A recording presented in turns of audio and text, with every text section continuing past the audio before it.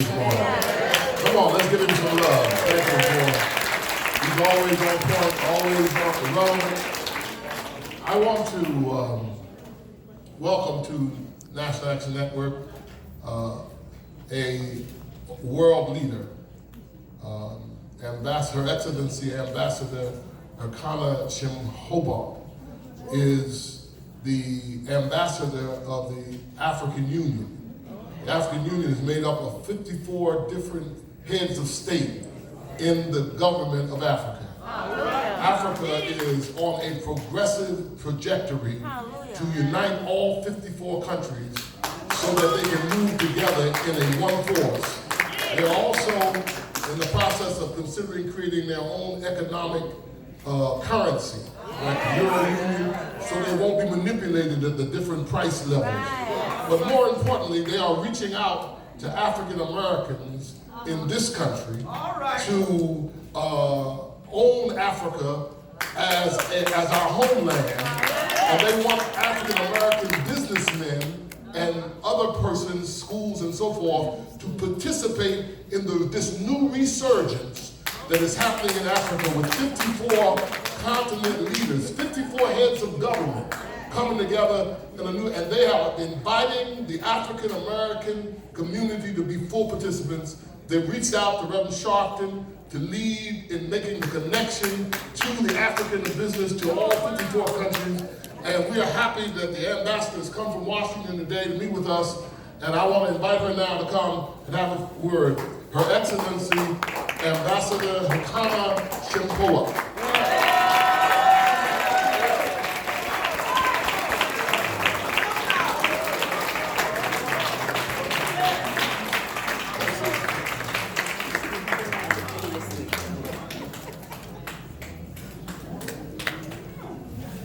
Good morning, Harlem. Good morning. I bring you greetings from your 55 African heads of states and your 1.27 billion brothers and sisters on the continent. My name is Ambassador Dr. Arikana Chihombori Quao. In my previous life, they called me Dr. C, for I was a practicing physician in Tennessee. Of course, after having immigrated to this country several years ago. I bring you great news about the wonderful, amazing news that are going on in your Africa. There is a wave of change that's going across the continent.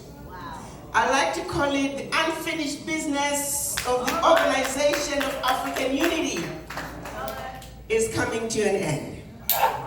For those of you who may not remember the Organization of African Unity, this is when the 55, then 32 African heads of states came together to meet in Addis Ababa, Ethiopia, to undo the damage that was done to the African continent when they met during the Berlin Conference in 1884 and divided Africa into the countries that Africa is today.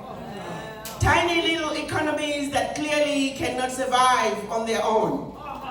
It was all done by design in a way to see to it that Africa and her children are forever defeated and dominated. That was 135 years ago in Berlin. Those countries that set out to destroy Africa and her children were the former colonizers. Prior to meeting in 1884, they had started the process of divide and conquer with the slaves. As if that was not enough, after dividing the continent into the tiny economies that we are today, I like to always highlight one particular country that did something absolutely deplorable.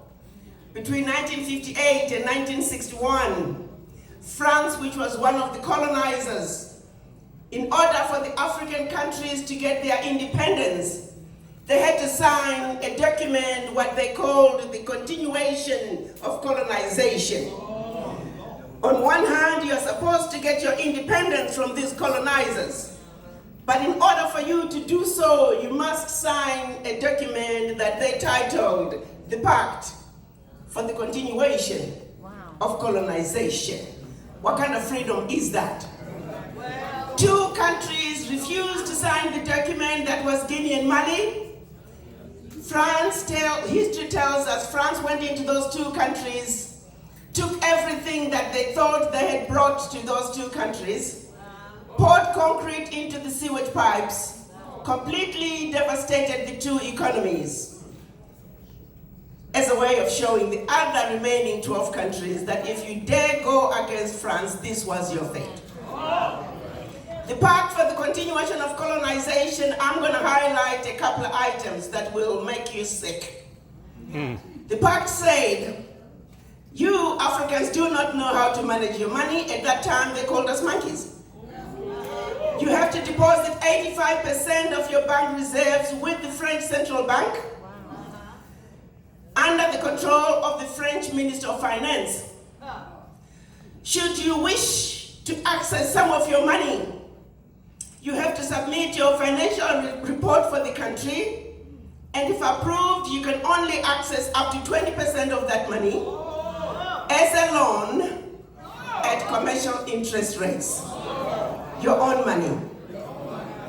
And on top of that, France would pull together all your deposits, the deposits from the 14 African countries, pull them together and invest your money in the French stock market, and the countries may or may not know the returns. To add insult to injury, France was the only one that could print their money. So if you were to be a leader of a country, what power do you have if you can't control your own finances? That's right. It got even better. They said all your gold, all your minerals discovered and yet to be discovered, all the oil discovered and yet to be discovered, the French companies have the first right of refusal. Your companies within your countries can only have whatever French companies do not wish to have. They also said all your military will be trained by France. You can only buy military equipment from France. That France will have military presence in your country, and that France will invade you without notice should they feel French interests are being violated. You also cannot have any alliance with your neighbors. That in the event of war, you can only align yourself with France. That the language of instruction shall be French, and that the French companies are the only ones to print your textbooks. So you can imagine, my brothers and sisters, for those who ask the questions, why is Africa where it is today? If you were to be a president of an African country today, and the first day your chief of staff comes to you and reads to you the do's and don'ts as stipulated by the Pact for the Continuation of Colonization, what power do you have? So first we are divided into tiny little economies, a country called Togo, a country called Gabon, 1.5 million people. You see, all these little countries, they have the same sovereignty on the world stage as the big boys, as China, as the European Union. Even the Europeans realized that the small little economies, they cannot compete on the world stage, so they come together and become the European Union. The United States realized at the individual states, they cannot compete, they come together as the United States of America. Africa simply wants to do the same and be a United States of Africa.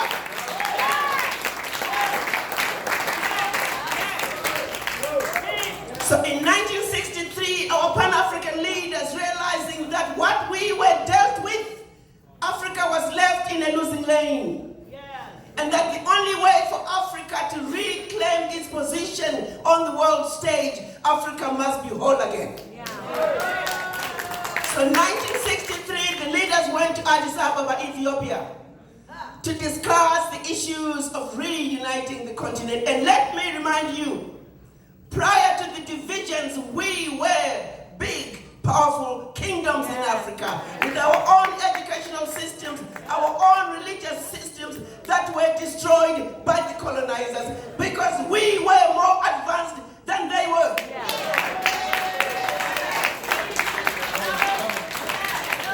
During that formative meeting of the Organization of African Unity, that is when Kwame Nkrumah proclaimed, you are not African because you were born in Africa, but rather you are African because Africa is born in you.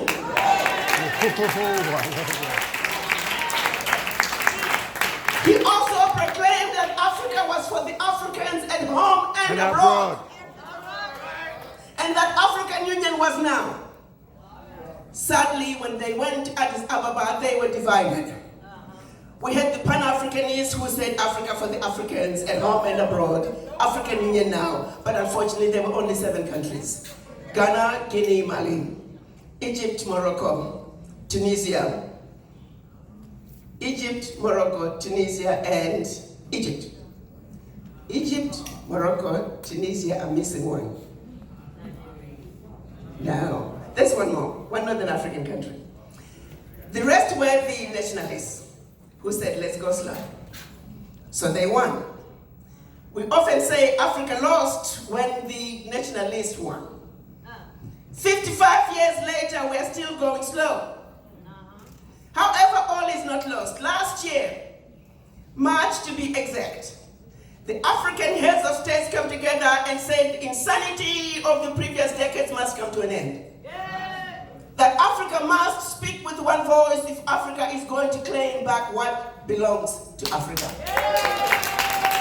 They signed what we're now calling the African Continental Free Trade Area. 52 heads of states signed that agreement. Out of the 52, we only needed 22 countries to ratify this agreement.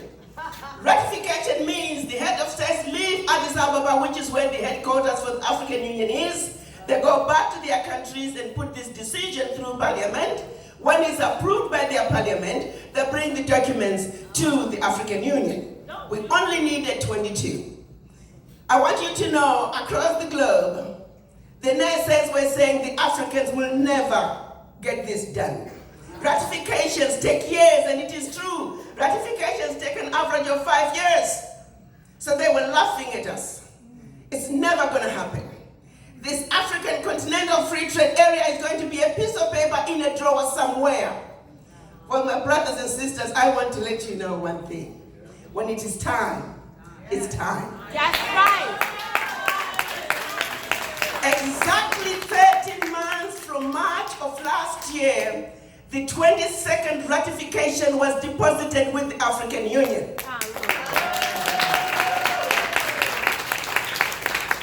As we speak, the African Continental Free Trade Area is now in force. July 7th, this month, the heads of states are going to officially launch the African Continental Free Trade Area. And exactly 6 to 12 months later, Africa is going to begin trading as Africa. Not as 55 African countries, but Africa on the world stage.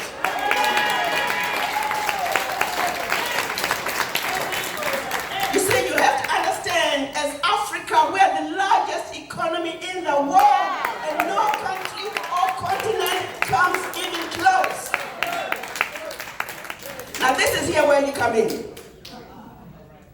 The African heads of states are saying, for Africa to move forward, all its children at home and abroad must be on the table. You see, you don't go to China and find black people in front of the line. You don't go to India and find black people in front of the line. You don't go to Europe and find black people in front of the line. Why must you go to Africa and find non-Africans in front of the line? That is unacceptable, and it cannot happen.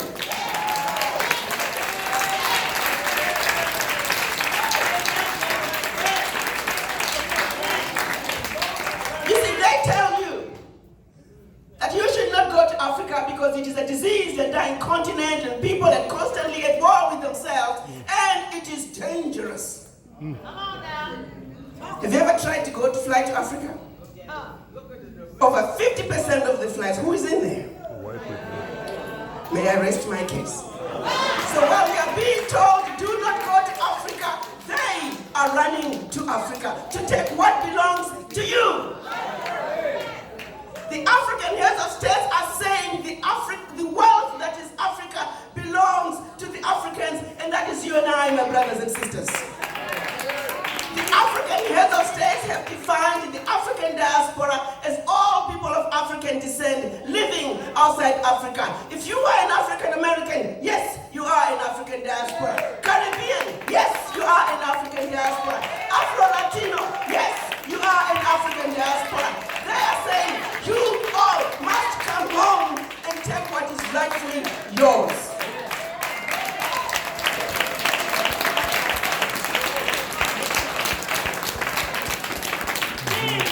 Let me break it down a little bit further.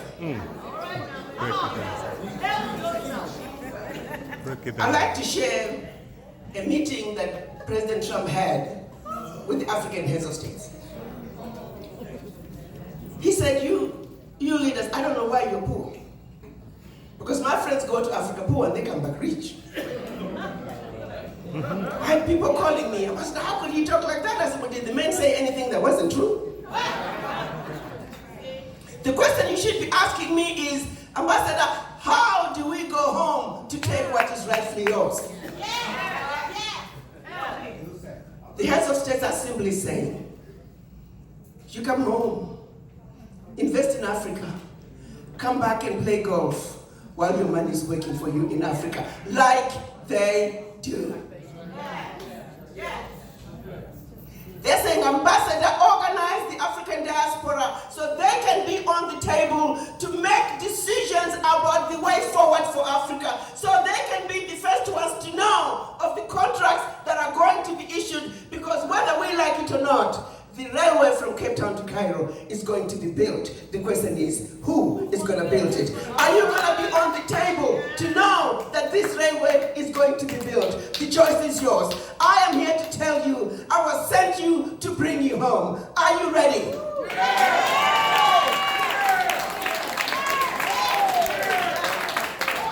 I'm also here to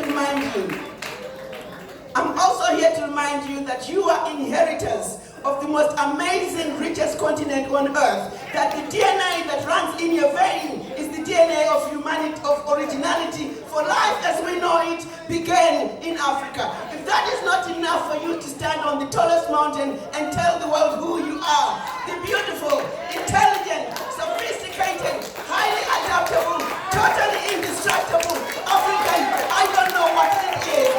Let's go home.